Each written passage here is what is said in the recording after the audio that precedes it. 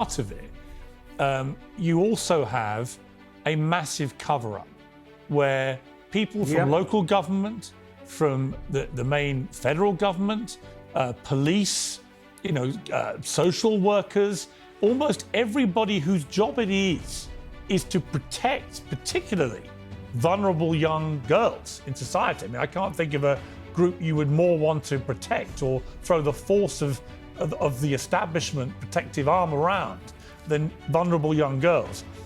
At every level, they conspired to not just fail them, but they failed them in many cases deliberately because they didn't want to, in their eyes, let off a tinderbox, a racial tinderbox, by telling people, hey, you know what's happened here? A very large number of British Pakistani Muslim men have been systematically raping young, damaged white girls. The certainty that anyone who would blow the whistle would be subject to the worst possible of cancellations by the woke mob.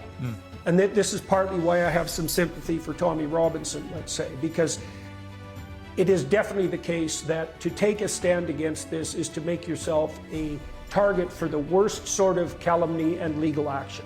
So the threat is real, and the cancel culture types are very good at identifying individuals and bringing reputation savaging to bear on them in an extremely effective way. So people had reason to be afraid.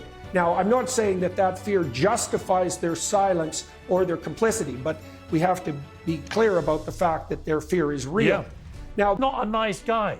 This is a pretty repellent human being who also simultaneously has been right to bang on for many years about the scandal of the rape gangs. So, yes, he's complicated. I think he's been deliberately amplified and promoted by the people who have most to lose from exposure, justified exposure, because if they can make Robinson the guy that is trying to expose them, he's so discredited, particularly in the UK, that people won't take it seriously.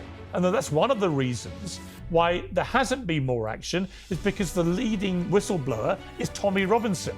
So I see problems in all of this with him, but notwithstanding, as I said at the start, I do think he's been absolutely right that this has been a massive scandal.